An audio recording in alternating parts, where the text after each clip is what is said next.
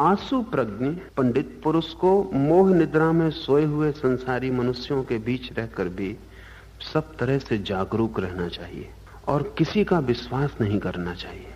काल निर्दयी है और शरीर दुर्बल, यह जानकर भारंड पक्षी की भांति अप्रमत्त भाव से विचरना चाहिए। बहुत सी बातें समझने की हैं। महावीर अकेला पंडित नहीं कहते, आंसू प्रज्ञ पंडित। तो पहले तो इस बात को हम समझ लें। पंडित का अर्थ होता है जानने वाला, जानकारी वाला, जिसके पास सूचनाओं का बहुत संग्रह है। लर्निड, शास्त्र का जिसे पता है, सिद्धांत का जिसे पता है, प्राणियों का जिसे बोध है, तर्क में जो निष्णात है, ऐसा व्यक्ति पंडित है। जानकारियां जिसके पास हैं। आंसू प्रज्ञ पंडित का अर्थ है जानकारियां ही जिसके पास नहीं है, ज्ञान भी जिसके पास है। आंसू प्रज्ञ शब्द का अर्थ होता है ऐसे प्रश्न का उत्तर भी जो दे सकेगा जिस प्रश्न के उत्तर की कोई जानकारी उसके पास नहीं है। इसे थोड़ा समझ लें।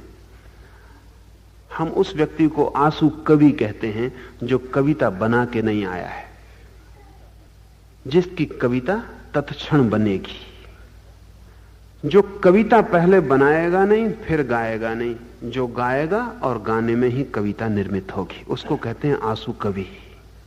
उसका गाना और बनाना साथ साथ है। वो पहले बनाता और फिर गाता ऐसा नहीं, वो गाता है और कविता बनती चली जाती है। आंसू कवि का अर्थ है कविता उसके लिए कोई रचना नहीं है, उसका स्वभाव है। वो बोलेगा तो कविता है, उसके बोलने में ही काव्य होगा। काव्य को उसे बाहर से लाके आरोपित नहीं करना होता, वो उससे वैसे ही निकलता है जैसे वृक्षों में पत्ते निकलते हैं। जैसे झरना बहता है ऐसा उसकी कविता बहती है, निष्प्रयोजन है, निश्चेष्टित है, उसके लिए कोई प्रयास नहीं करना पड़ता।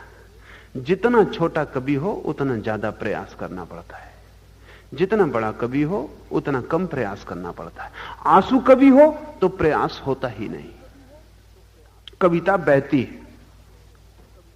तब कविता एक निर्माण नहीं है, कोई आयोजना, कोई व्यवस्था नहीं है। तब कविता वैसे ही है जैसे श्वास का चलना है। ऐसे व्यक्ति को हम कहते हैं आंसू कवि। आंसू प्रज्ञ उसे कहते हैं जिसका ज्ञान स्मृति नहीं है। आप उससे पूछते हैं, आप किसी से कुछ पूछते हैं तो दो तरह के उत्तर संभव हैं। एक सवाल आप मुझसे पूछें तो दो तरह के उत्तर संभव हैं। एक, आप सवाल पूछें, मैं तत्काल अपनी स्मृति के संग्रह में जाऊं और उत्तर खोज लाऊं। आप मुझसे कुछ पूछें, मैं तत्काल खोजूं अपने अतीत में, अपने मस्तिष्क में, अपनी स्मृति में, अपने कोष में, अपने संग्रह में उत्तर खींच के स्मृति से ले आऊं, उत्तर दे दूं। ये पंडित का उत्तर है। आप मुझसे प्रश्न पूछें, मैं अपने भीतर चला जाऊं, स्मृति में नहीं। आप मुझसे उत्तर पूछें, मैं उत्तर के सामने अपनी चेतना को खड़ा कर दूं, स्मृति को नहीं। आप उत्तर पूछें, मैं दर्पण की तरह आपके उत्तर के सामने खड़ा हो जाऊं और मेरी ये चेतना प्रतिध्वनि दे, आपके प्रश्न का उत्तर दे। ये उत्तर स्मृति से ना आए, इस क्षण की मेरी चेतना से आए, तो आंसू प्रज्ञ। आंसू प्रज्ञ का अर्थ है अभी जिसकी चेतना से उत्तर आएगा, ताजा, सद्ध, स्नात, अभी अभी नहाया हुआ, बासा नहीं। हमारे सब उत्तर बासे होते। बासे उत्तर में समय लगता है, पता चले या ना चले। आंसू प्रज्ञ में समय नहीं लगता। आपसे कोई प्रश्न पूछे, समय लगता है। अगर ऐसा प्रश्न पूछे कि आपका नाम क्या है, तो आपको लगता है कोई समय नहीं लगता, कह देते हैं राम। लेकिन इसमें भी समय लगता है। असल में आदत हो गई है, आपको पता है कि आपका नाम राम है, इसलिए समय लगता मालूम नहीं पड़ता, लेकिन इसमें भी समय जाता है। लेकिन कोई आपसे पूछे कि आपकी पड़ोसी का नाम क्या है, तो आप कहते हैं जवान पे रखा है लेकिन याद नहीं आ रहा। इसका क्या मतलब है? इसका मतलब है स्मृति में है, लेकिन हम स्मृति तक पहुंच नहीं पा रहे, बीच में कुछ दूसरी चीजें अड़ गई हैं, कुछ दूसरी स्मृतियां अड़ गई हैं, इसलिए हम ठीक पहुंच नहीं पा रहे। मालूम भी है लेकिन पकड़ नहीं पा रहे स्मृति में। आपको जो याद है उसको आप तत्काल उत्तर दे देते हैं, समय बीत जाता है तो भूल जाता है, फिर आप तत्काल उत्तर नहीं दे पाते। लेकिन अगर आपको थोड़ा समय मिले, सुविधा मिले, तो आप खोज ले सकते हैं उत्तर। स्मृति से आया हुआ उत्तर पांडित्य का है।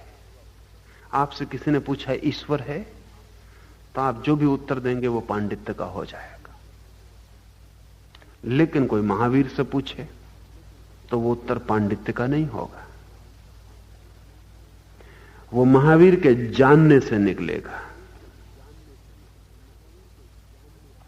वो महावीर की जानकारी से नहीं निकलेगा, जानने से निकलेगा, मेमोरी से नहीं, कॉन्शियसनेस से, चैतन्य से निकलेगा। महावीर कोई बंधा हुआ उत्तर तैयार नहीं रखते हैं कि आप पूछेंगे वो दे देंगे, उनके पास रेडीमेड कुछ भी नहीं है। पंडित के पास सब रेडीमेड है, आप पूछेंगे वो वही उत्तर देगा जो तैयार है। इसलिए एक बड़ी कठिनाई खड़ी होती है। महावीर का आज का उत्तर जरूरी नहीं कि कल भी हो, परसों भी हो। पंडित का आज भी वही होगा, कल भी वही होगा, परसों भी वही होगा, क्योंकि पंडित के पास वस्तुतः कोई उत्तर नहीं है, केवल एक जानकारी है। महावीर का उत्तर रोज बदल जाएगा, रोज बदल सकता है, प्रतिपल बदल सकता है, क्योंकि वो कोई जानकारी नहीं है। महावीर की चेतना जो प्रतिध्वनि करेगी, इस प्रतिध्वनि में अंतर पड़ेगा, क्योंकि पूछने वाला रोज बदल जाएगा और पूछने वाले पर निर्भर करेगा। इसे ऐसा समझे, एक फोटोग्राफ है, तो फोटोग्राफ आज भी वही शक्ल बताएगा, कल भी वही शक्ल बताएगा, परसों भी वही शक्ल बताएगा। किसी को दे दें देखने के लिए, इससे फर्क नहीं पड़ेगा। एक दर्पण, दर्पण वही शक्ल नहीं बताएगा, जो देखेगा उसकी ही शक्ल बताएगा, रोज बदल जाएगी शक्ल। पांडित्य फोटोग्राफ है, सब पक्का बंधा हुआ है। हम उसी आदमी को बड़ा पंडित कहते हैं जिसका फोटोग्राफ बिल्कुल साफ हो, एक एक रेखा रेखा साफ दिखाई पड़ती हो। महावीर और बुद्ध जैसे लोग दर्पण की भांति हैं, आपकी शक्ल दिखाई पड़ेगी। इसलिए जब प्रश्न पूछने वाला बदल जाएगा तो उत्तर बदल जाएगा। पंडित का उत्तर कभी नहीं बदलेगा। आप सोते से उठा के पूछ लो, कुछ भी करो, उसका उत्तर नहीं बदलेगा, उसका उत्तर वही रहेगा। इससे एक बड़ी कठिनाई पैदा होती है। महावीर और बुद्ध के वचनों में बड़ी असंगतियां दिखाई पड़ेंगी। पंडित ही संगत हो सकता है, आंसू प्रज्ञ संगत नहीं हो सकता, क्योंकि प्रतिपल परिस्थिति बदल जाती है, पूछने वाला बदल जाता है, संदर्भ बदल जाता है, उत्तर बदल जाता है, दर्पण का प्रतिबिंब बदल जाता है। आप पर निर्भर करेगा कि महावीर का उत्तर क्या होगा, पूछने वाले पर निर्भर करेगा कि उत्तर क्या होगा। इसलिए महावीर कहते हैं आसु प्रज्ञ पंडित, जिसकी प्रज्ञा प्रतिपल तैयार है उत्तर देने को, प्रज्ञा जिसका ज्ञान प्रतिपल तैयार है उत्तर देने को। आसु प्रज्ञ पंडित पुरुष को मोह निद्रा में सोए हुए संसारी मनुष्यों के बीच रहकर भी सब तरह से जागरूक रहना चाहिए। महावीर कहते हैं कि जिसको भी ऐसी प्रज्ञा में स्थिर रहना है, ऐसे ज्ञान में स्थिर रहना है, ऐसे ज्ञान में गति करते जाना है, उसे संसारी सोए हुए मनुष्यों के बीच रहकर भी सब तरह से जागरूक रहना चाहिए। रहना तो पड़ेगा ही सोए हुए लोगों के बीच, क्योंकि वे ही हैं और तो कोई है भी नहीं। भागने से कोई सार भी नहीं है। कहीं भी भाग जाओ, सोए हुए लोगों के बीच ही रहना पड़ेगा। ये थोड़ा समझ लेने जैसा है। अक्सर लोग सोचते हैं कि शहर छोड़ के गांव चला जाऊं। गांव में भी सोए हुए लोग ही। कोई सोचता है गांव छोड़ के जंगल चला जाएं, लेकिन आपको कभी ख्याल ना आया होगा कि जंगल के पौधे मनुष्य से ज्यादा सोए हुए हैं, इसलिए तो पौधे। और जंगल के पशु पक्षी मनुष्य से ज्यादा सोए हुए हैं, इसलिए तो पशु पक्षी हैं। ये मनुष्य भी कभी पशु पक्षी थे और पौधे थे। ये थोड़े थोड़े जाग के मनुष्य तक आ गए हैं। अगर एक आदमी मनुष्यों को छोड़ के जंगल जा रहा है तो वो और भी गहन सोई हुई चेतनाओं के बीच जा रहा है। वहां उसे शांति मालूम पड़ सकती है। उसका कुल कारण इतना है कि वो इन सोए हुए प्राणियों की भाषा नहीं समझ रहा है, लेकिन सारा जंगल सोया हुआ है। ये सोए हुए वृक्ष सोए हुए मनुष्य ही हैं जो कभी मनुष्य हो जाएंगे। ये जागे हुए मनुष्य जो दिखाई पड़ रहे हैं, ये थोड़े से आगे बढ़ गए वृक्ष ही हैं जो कभी वृक्ष थे। पीछे लौटने में चूंकि भाषा का पता नहीं चलता, इसलिए आदमी सोचता है जंगल में ठीक रहेगा, न कोई रहेगा आदमी, न कोई होगा उपद्रव। उपद्रव न होने का कुल कारण इतना है कि आदमी की भाषा जल्दी चोट करती है और ज्यादा होश रखना पड़ता है, नहीं तो चोट से बचा नहीं जा सकता। आदमी गाली देगा तो क्रोध जल्दी आ जाएगा। पत्थर की चोट पैर में लगेगी तो उतने जल्दी क्रोध नहीं आएगा, क्योंकि हम सोचते हैं पत्थर है। छोटे बच्चों को आ जाता है, क्योंकि अभी उनको पता नहीं कि पत्थर और आदमी में फर्क करना। वो पत्थर को भी गाली देंगे, डंडा उठा के पत्थर को भी मारेंगे। कभी कभी आप भी बचकाने होते हैं, तब वैसा कर लेते हैं। कलम ठीक से नहीं चलती तो गाली दे के फर्श पर पटक देते। लेकिन चाहे कहीं भी चले जाओ, महावीर कहते हैं संसार में तो रहना ही पड़ेगा। संसार का मतलब ही है सोई हुई चेतनाओं की भीड़। ये भीड़ चाहे बदल लो, चाहे वृक्षों की हो, चाहे पशुओं की हो, चाहे मनुष्यों की हो, ये भीड़ तो मौजूद है। ये स्थिति है, इससे बचा नहीं जा सकता। संसार अनिवार्य है, उससे तब तक बचा नहीं जा सकता जब तक हम पूरी तरह जाग ना जाएं।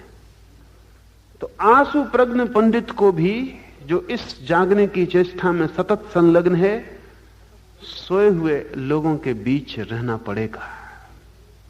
तो उसे सदा जागरूक रहना चाहिए। क्यों? क्योंकि नींद भी संक्रामक है, इन्फेक्शस है। यहां इतने लोग बैठे हैं, हम सब संक्रामक रूप से जीते। अभी एक आदमी खांस दे तब पता चलेगा कि 10-20 लोग खांसने लगे। क्या हो गया?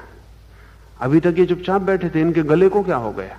अभी तक कोई गड़बड़ ना थी। एक आदमी ने खांसना शुरू किया, 10-20 लोग खांसना शुरू कर देंगे। संक्रामक है। हम अनुकरण से जीते। एक आदमी पेशाब करने चला जाए, कई लोगों को ख्याल हो जाएगा कि पेशाब करने जाना। संक्रामक है। हम एक दूसरे की हिसाब से जी रहे हैं। हिटलर अपनी सभाओं में अपने 10-5 आदमियों को 10 जगह बिठा रखता था। ठीक वक्त पर 10 आदमी ताली बजाते, पूरा हाल ताली बजाता। समझ गया था कि ताली संक्रामक है। 10 आदमी अपने हैं, वो ताली बजा देते हैं, फिर बाकी 10,000 लोग भी ताली बजा देते हैं। ये 10,000 लोगों को क्या हो गया? इनकी ताली को क्या हो गया?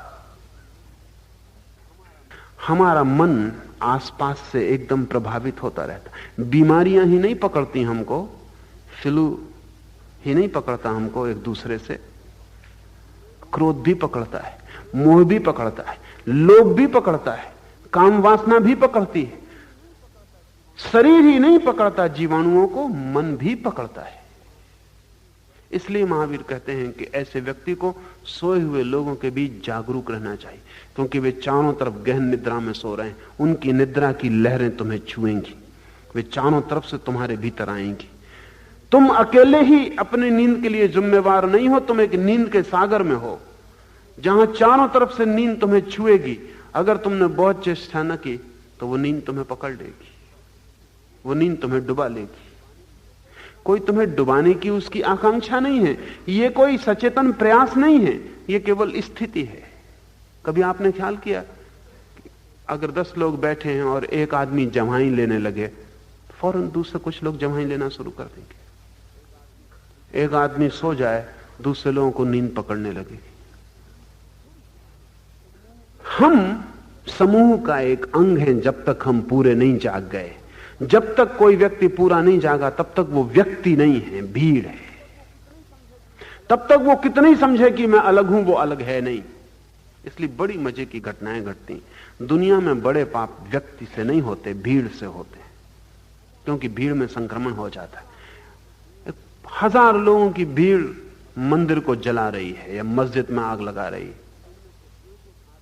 इनमें से एक एक आदमी को अलग करके पूछें कि मस्जिद में आग लगाना चाहते हो, मंदिर तोड़ना चाहते हो, क्या होगा? एक एक आदमी को अलग पूछें, वो कहेगा कि नहीं, ऐसी कोई, इससे कुछ होने वाला नहीं है, इसमें कोई सार भी नहीं है। फिर क्या कर रहे थे? लेकिन 1000 आदमियों की भीड़ में वो आदमी था ही नहीं, वो सिर्फ भीड़ का एक हिस्सा था। इसलिए बड़ा पाप भीड़ करती है, छोटे पाप निजी होते हैं, बड़े पाप सामूहिक होते हैं। जितना बड़ा पाप करना हो उतनी बड़ी भीड़ चाहिए, क्योंकि भीड़ में व्यक्ति को जो निज की जिम्मेवारी है वो खो जाती। भीड़ में व्यक्ति अपने में नहीं रह जाता। भीड़ में उसे लगता है एक सागर है जिसमें बहे चले जा रहे हैं। भीड़ में उसे ऐसा नहीं लगता कि मैं कर रहा हूं, भीड़ कर रही है, मैं सिर्फ साथ हूं। कभी आपने ख्याल किया अगर भीड़ तेजी से चल रही हो, आपके पैर भी तेज हो जाते।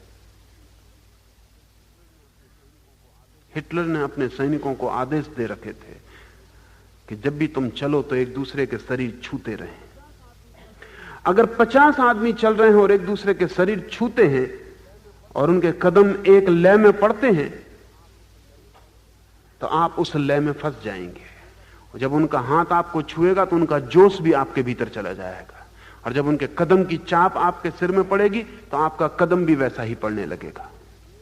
50 आदमियों की भीड़ में आप अकेले नहीं रह जाते, आप सिर्फ एक अंग हो जाते हैं, एक बड़ी चेतना का हिस्सा हो जाते हैं, और वो चेतना फिर आपको प्रवाहित कर लेती। जैसे नदी की धार में कोई बहता हो, और जब नदी वर्षा के पूर्व में आई हो, जब कोई बहता हो, वैसा असहाय आदमी हो जाता है भीड़ में।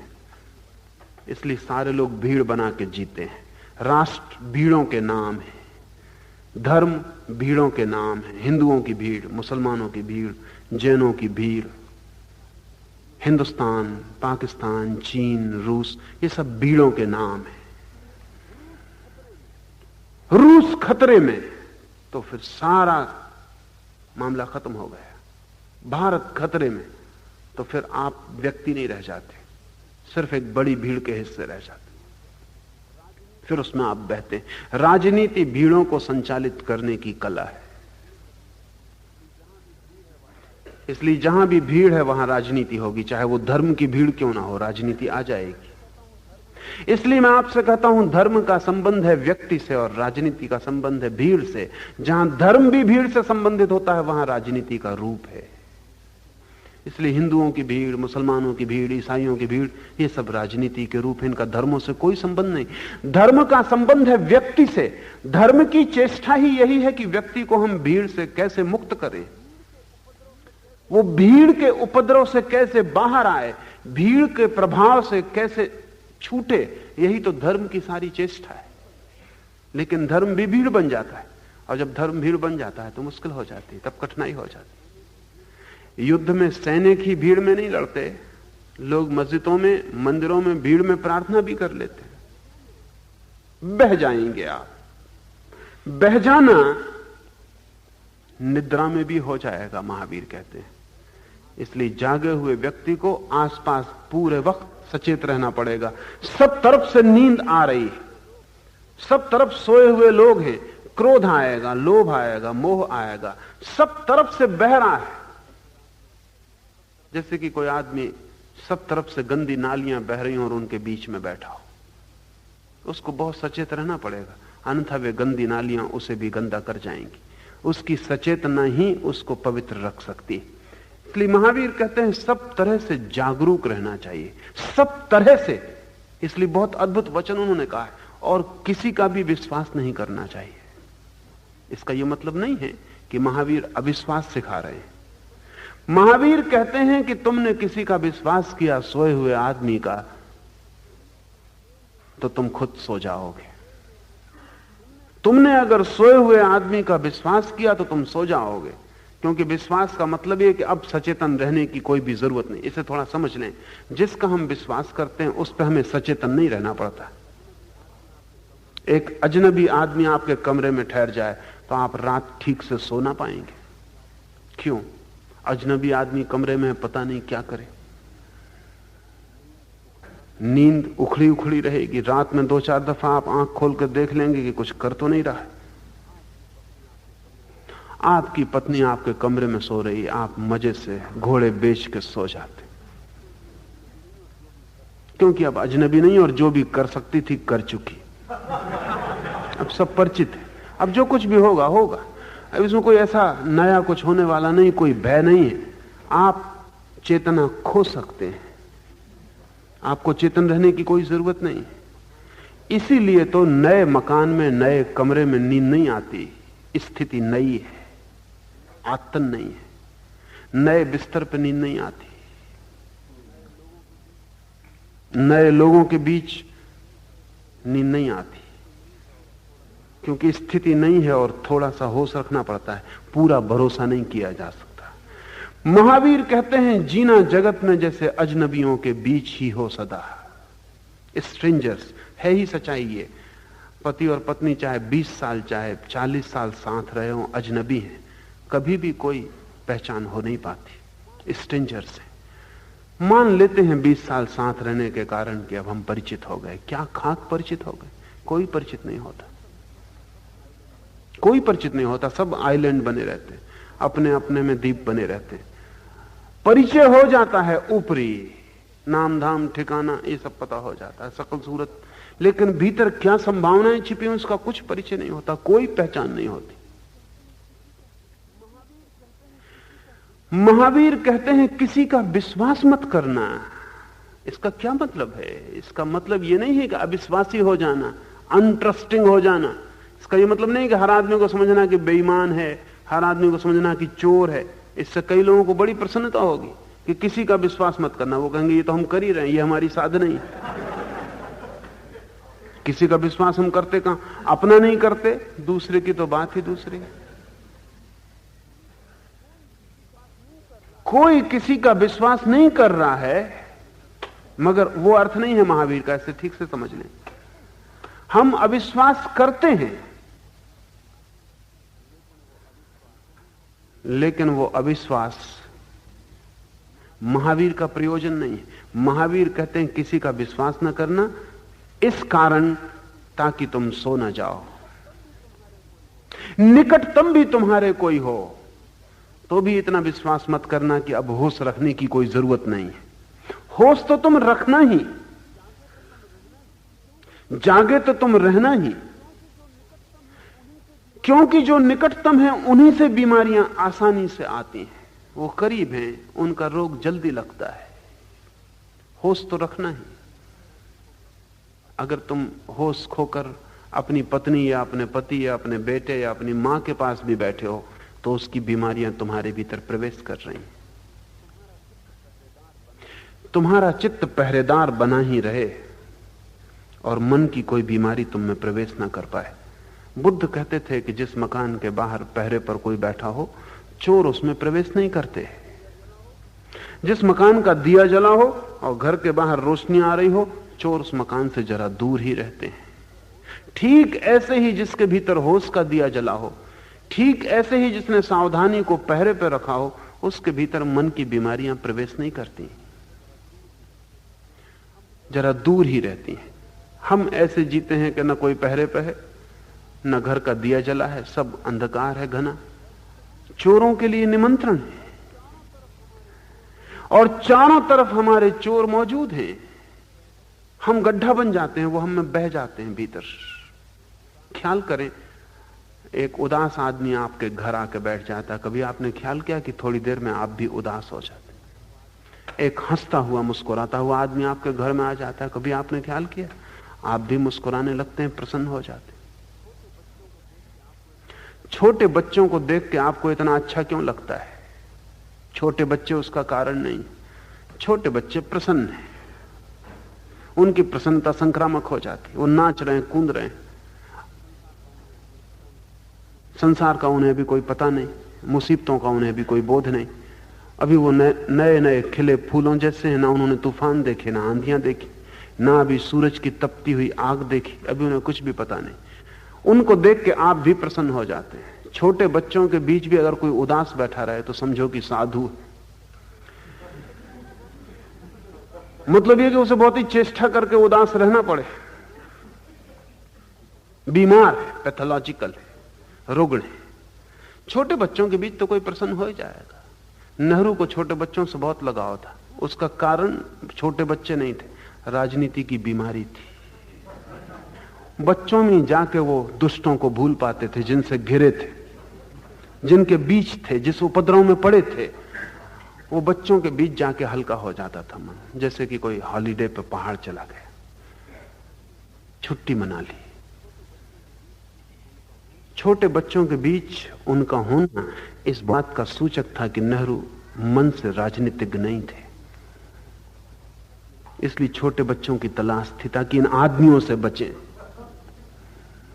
जो उनको घेरे हुए थे। नेहरू कम से कम राजनीतिज्ञ आदमी थे। नियति उनकी वो नहीं थी, नियति तो थी कि वो कवि होते।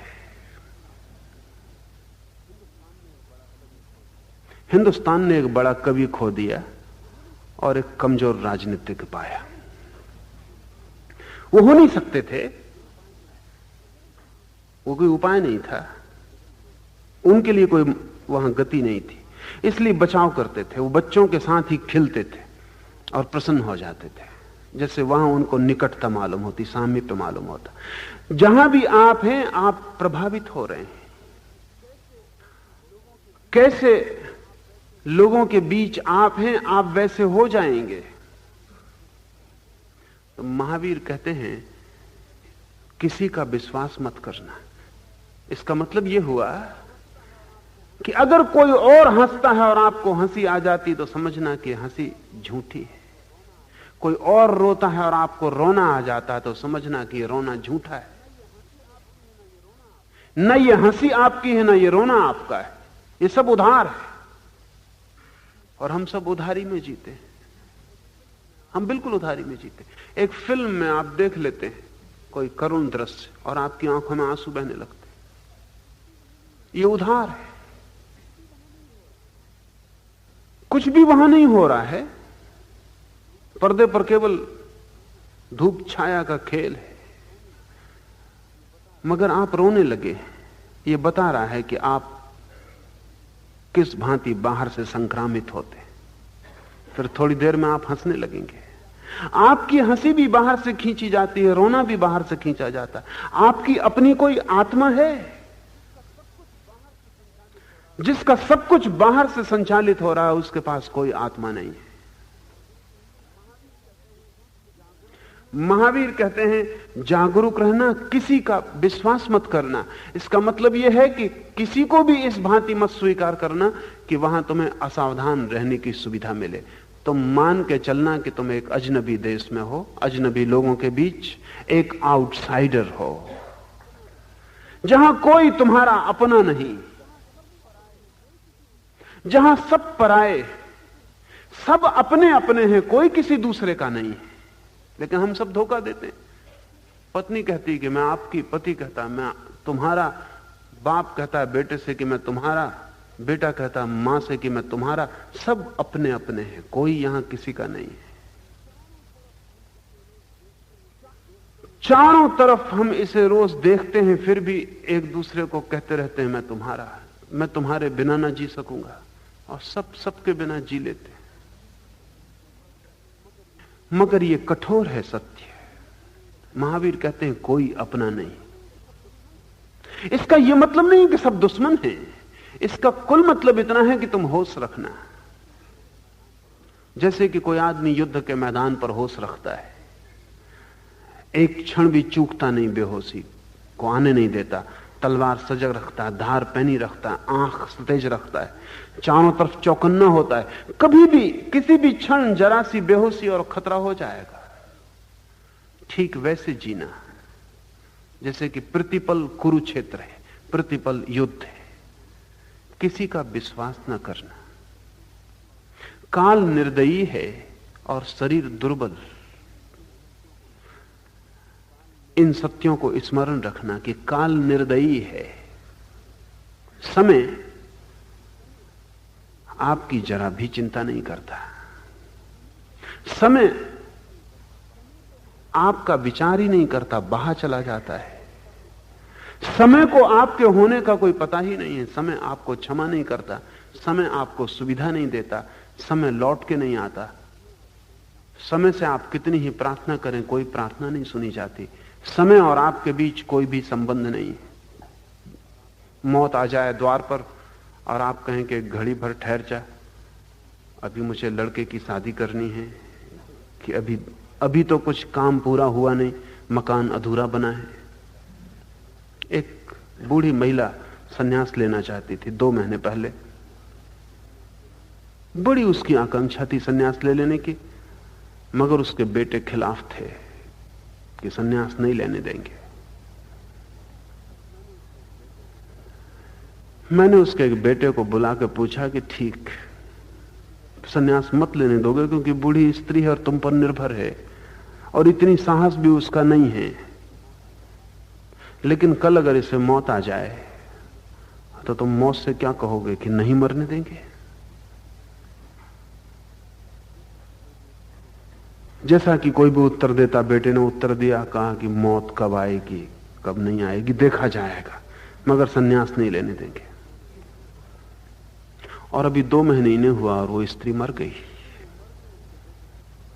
जिस दिन वो मर गई उसके बेटे की खबर आई कि क्या आप आज्ञा देंगे हम उसे गैरिक वस्त्रों में माला पहना के सन्यासी की तरह चिता पे चढ़ा जाने दें। काल निर्दयी है, लेकिन अब कोई अर्थ भी नहीं है, क्योंकि सन्यास कोई ऐसी बात नहीं है कि ऊपर से डाल दिया जाए। न जिंदा पर डाला जा सकता है, न मुर्दा पर डाला जा सकता है। सन्यास लिया जाता है, दिया नहीं जा सकता। लेकिन मरा आदमी कैसे सन्यास लेगा? दिया जा सके तो मरे को भी दिया जा सकता है। सन्यास दिया जा ही नहीं सकता, लिया जा सकता है। इंटेंशनल है, भीतर अभिप्राय है, वही कीमती है। बाहर की घटना का तो कोई मूल्य नहीं है। भीतर कोई लेना चाहता था, संसार से उबा था, संसार की व्यर्थता दिखाई पड़ी थी, किसी और आयाम में यात्रा करने की अभिप्सा जगी थी, वो थी बात। अब तो कोई अर्थ नहीं है। लेकिन अब ये बेटे अपने मन को समझा रहे हैं। मौत को तो ना समझा पाए, अपने मन को समझा रहे हैं। मौत को तो नहीं रोक सकते कि रुको अभी हम न जाने देंगे। मां को रोक सकते थे, मां भी रुक गई क्योंकि उसे भी मौत का साफ साफ बोध नहीं था, नहीं तो रुकने का कोई कारण भी नहीं था। मां डरी कि बेटों के बिना कैसे जिएगी, और अब बेटों के बिना ही जीना पड़ेगा। अब इस लंबे यात्रा पथ पर बेटे दोबारा नहीं मिलेंगे, और मिल भी जाएं तो पहचानेंगे नहीं। काल निर्दयी है, उसका अर्थ यह है कि समय आपकी चिंता नहीं करता। इसलिए इस भरोसे मत बैठे रहना कि आज नहीं कल कर लेंगे, कल नहीं परसों कर लेंगे। पोस्टपोन मत करना, स्थगित मत करना, क्योंकि जिसके भरोसे स्थगित कर रहे हो उसको जरा भी दया नहीं। दया नहीं है इसका यह मतलब नहीं कि वो कोई आपका दुश्मन है, निरपेक्ष है, कोई संबंध ही नहीं है उसको आपसे। आप होंगे कि नहीं होंगे इससे क्या फर्क पड़ता है समय की धारा को। एक तिनका नदी में बह रहा है, नदी को क्या लेना देना है कि तिनका बहेगा कि नहीं बहेगा, कि तिनके के सहारे नदी बह रही। हालांकि तिनके यही सोचते हैं कि अगर हम ना हुए नदी कैसे बहेगी। एक बूढ़ी औरत का मुर्गा बांग देता था एक गांव में, तो वो सोचती थी सूरज उसी की वजह से उगता है, न मुर्गा बांग देगा न सूरज उगेगा। और ये बिल्कुल तर्कयुक्त था, क्योंकि रोज जब मुर्गा बांग देता तभी सूरज उगता। ऐसा कभी हुआ ही नहीं था कि सूरज बिना मुर्गे की बांग के उगा हो, इसलिए बात बिल्कुल तर्क शुद्ध थी। फिर एक दिन बुढ़िया गांव पे नाराज हो गई, किन्हीं लोगों ने उसे नाराज कर दिया, तो उसने कहा कि फिर ठहरो, पछताओगे पीछे, चली जाऊंगी अपने मुर्गे को लेकर दूसरे गांव, तब रोगे, छाती पीटोगे जब सूरज नहीं उगेगा। नाराजगी में बुढ़िया अपने मुर्गे को लेकर दूसरे गांव चली गई। दूसरे गांव में मुर्गे ने बांग दी और सूरज उगा। बुढ़िया ने कहा अब रो रहे होंगे, सूरज यहां उग रहा है जहां मुर्गा बांग दे रहा है।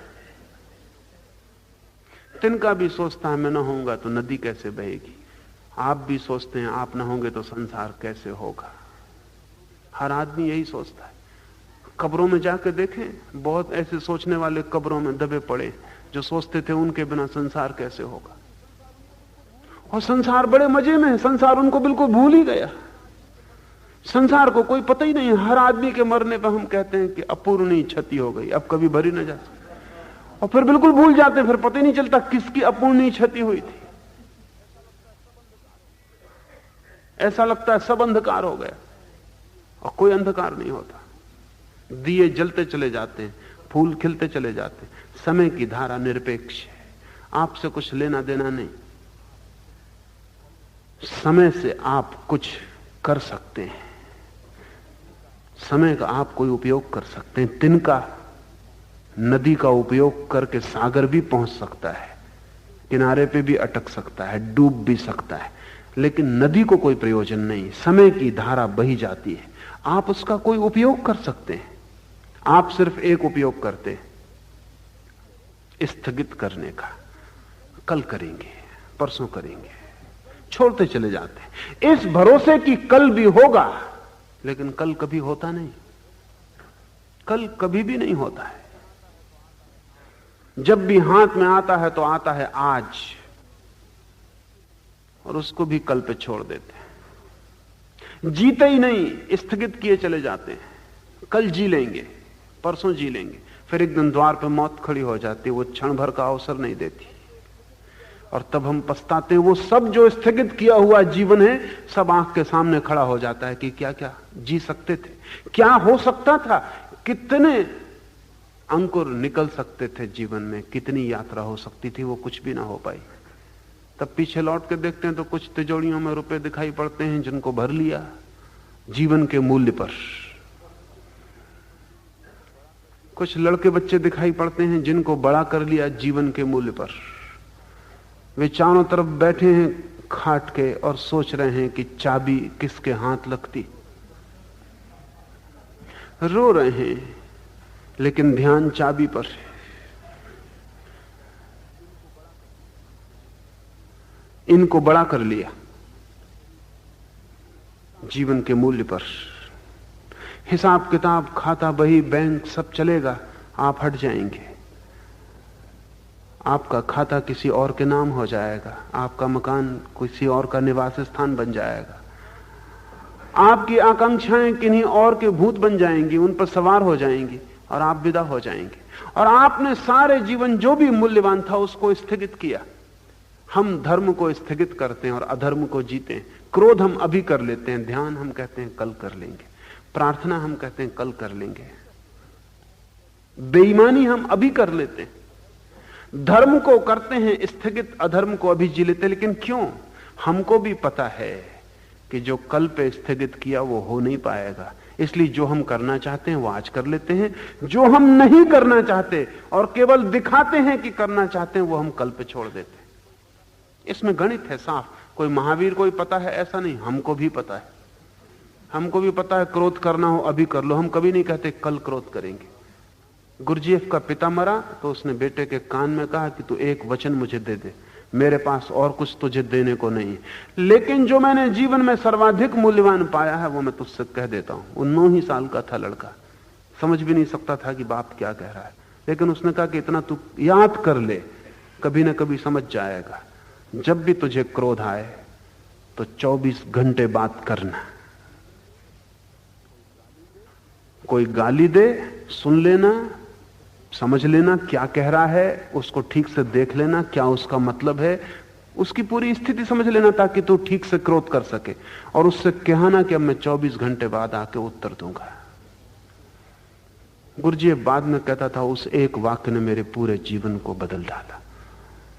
वो एक वाक्य ही मुझे धार्मिक बना गया, क्योंकि 24 घंटे बाद क्रोध किया ही नहीं जा सका। वो उसी वक्त किया जा सकता था।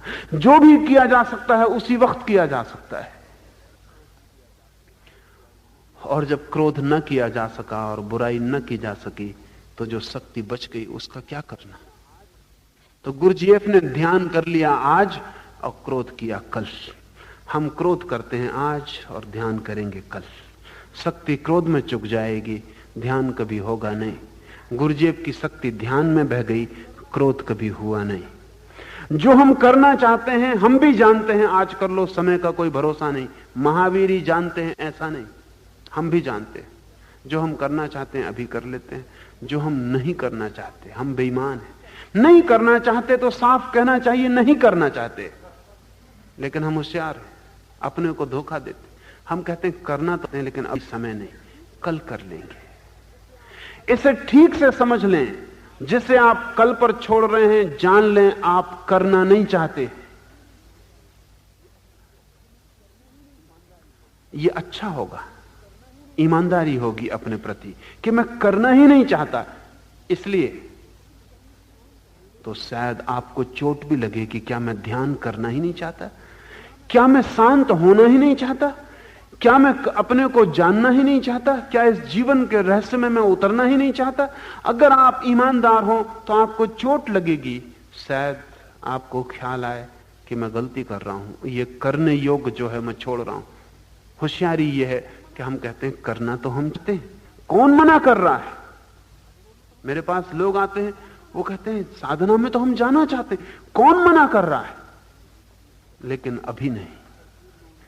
यह तरकीब, इस तरकीब में उनको यह नहीं दिखाई पड़ता कि जो हम नहीं करना चाहते उसे हम भ्रम पाल रहे हैं कि हम करना चाहते हैं।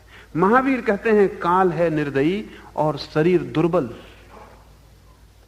काल पर भरोसा नहीं किया जा सकता, उससे हमारा कोई संबंध नहीं है, और शरीर है दुर्बल।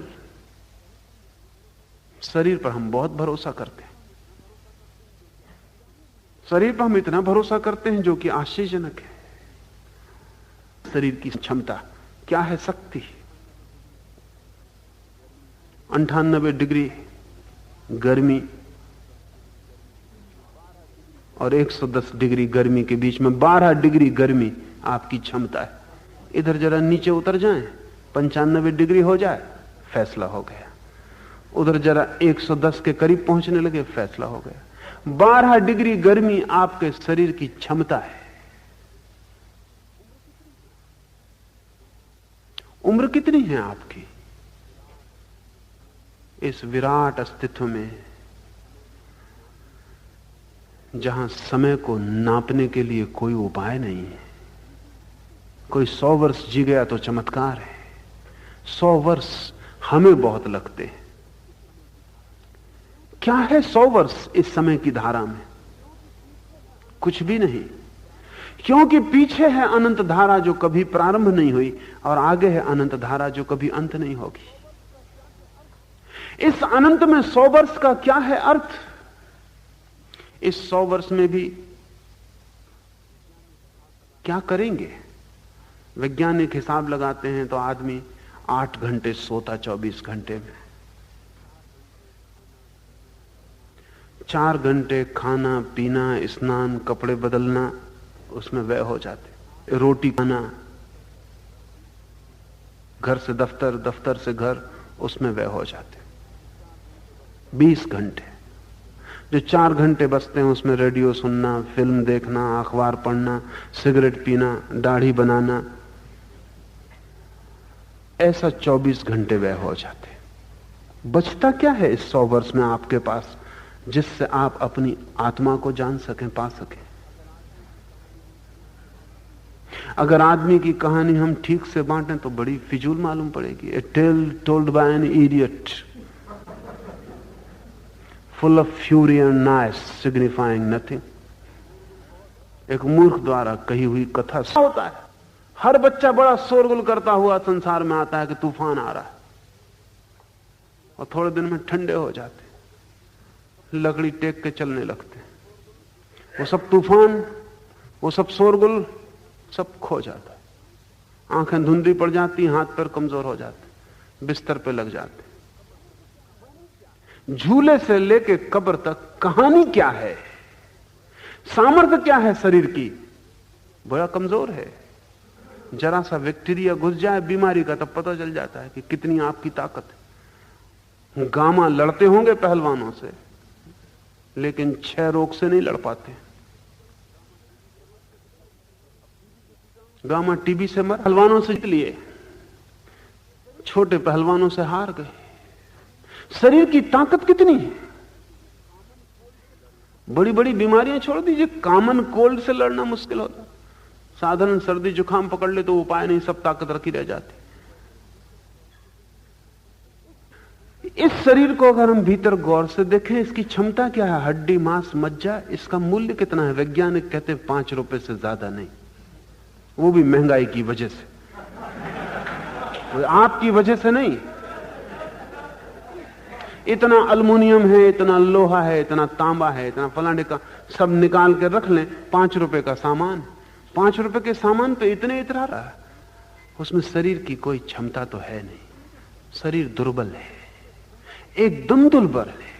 उधर सूरज ठंडा हो जाए, ये 3.5 अरब लोग यहां एकदम ठंडे हो जाएंगे। क्या है क्षमता? जरा सा ताप बढ़ जाए, गिर जाए जमीन का, ठंडे हो जाएंगे। अभी ध्रुव की जमी हुई बर्फ पिघल जाए, सब डूब जाएगा। वैज्ञानिक कहते हैं वो पिघलेगी किसी ना किसी दिन। अगर ध्रुव प्रदेश में जमी हुई धूप किसी भी दिन पिघल गई तो सारे समुद्रों का पानी 1000 फीट ऊंचा उठ जाएगा, सारी जमीन डूब जाएगी। वो किसी भी दिन पिघलेगी, और नहीं पिघलेगी तो रूसी या अमेरिकी उसका हो, तो इस दूसरे को मौका नहीं मिलना चाहिए दुनिया मिटाने का, हमको ही मिलना चाहिए। हालांकि हम भी उसमें मिटेंगे, लेकिन कहानी रह जाएगी। हालांकि कहानी कहने वाला कोई भी नहीं रहेगा। और कहते हैं रूसी वैज्ञानिक ने तो तरकीबें खोज ली हैं कि किसी भी दिन आने वाला अगर कोई तीसरा महायुद्ध हुआ तो वो ध्रुव प्रदेश की, साइबेरिया की बर्फ को पिघला देंगे। कोई 7 सेकंड लगेंगे उनको पिघलाने में। एटॉमिक एक्सप्लोजन से पिघल जाएगी, तत्काल सारी जमीन बाढ़ में डूब जाएगी। वैसी बाढ़ पुराने ग्रंथों में एक दफा और आई है। ईसाई अध्यात्म की दिशा में जो गहरे काम करते हैं वो कहते हैं एक पूरा महाद्वीप अटलांटिस डूब गया। पूरा महाद्वीप जो उस समय की शिखर सभ्यता पर था, जैसे आज अमेरिका, वैसे अटलांटिस पूरा का पूरा डूब गया। अभी तक ये समझा नहीं जा सका। दुनिया के सभी धर्मों की कथाओं में उस महान बाढ़, ग्रेट फ्लड की बात है। भारतीय कथाओं में, मिस्री कथाओं में, यूनानी कथाओं में, सारी दुनिया की कथाओं में उस बाढ़ की बात है। वो बाढ़ जरूर हुई होगी। जब से वैज्ञानिकों को पता चला है कि ध्रुव की बर्फ पिघलाई जा सकती, तब से यह संदेह है कि वो बाढ़ भी किसी युद्ध का परिणाम थी। वो अपने आप नहीं हो गई, वहां प्रलय थी। वो कल फिर हो सकती है। आदमी का बस कितना है? हिरोशिमा पर बम गिरा, जो जहां था वहीं सूख गया 1 सेकंड में। एक तस्वीर मेरे मित्र ने मुझे भेजी थी। एक बच्ची सीढ़ियां चढ़ के अपना होमवर्क करने ऊपर जा रही, रात 9 बजे। वो अपने किताब, बस्ता, बही के साथ सूख के दीवार से चिपक गई, राख हो गई। 1,20,000 आदमी सेकंडों में राख हो गए। उनकी भी आकांक्षाएं आप ही जैसी थीं, उनकी भी योजनाएं आप ही जैसी थी। उन्होंने भी समय का बड़ा भरोसा किया था, उन्होंने भी शरीर का बड़ा बल माना था। वो एक सेकंड कहते हैं शरीर है दुर्बल, काल है निर्दयी, ये जानकर भारंड पक्षी की तरह अप्रमत्त भाव से विचरण करना है। भारंड पक्षी एक मिथ, मैथोलॉजिकल पौराणिक पक्षी है। एक काल्पनिक कवि की कल्पना है कि भारंड पक्षी मृत्यु से, समय से, जीवन की क्षणभंगुरता से इतना ज्यादा भयभीत है कि वो सोता ही नहीं, वो उड़ता ही रहता है जागता हुआ, कि सोए और कहीं मौत ना पकड़ ले, कि सोए और कहीं जीवन समाप्त ना हो जाए, कि सोए और कहीं वापस ना उठे। काल्पनिक पक्षी है। विथ अवेयरनेस, जागरूकता से जीना ही प्राज्ञ व्यक्ति का, प्रज्ञावान व्यक्ति का लक्षण है। एक ही सूत्र है कृष्ण का, महावीर का, बुद्ध का, क्राइस्ट का, वो सूत्र है अप्रमत्त भाव, अवेयरनेस, होश। इसे हम आगे समझेंगे। आज इतना ही। रुकें 5 मिनट, कीर्तन करें और फिर जाएं।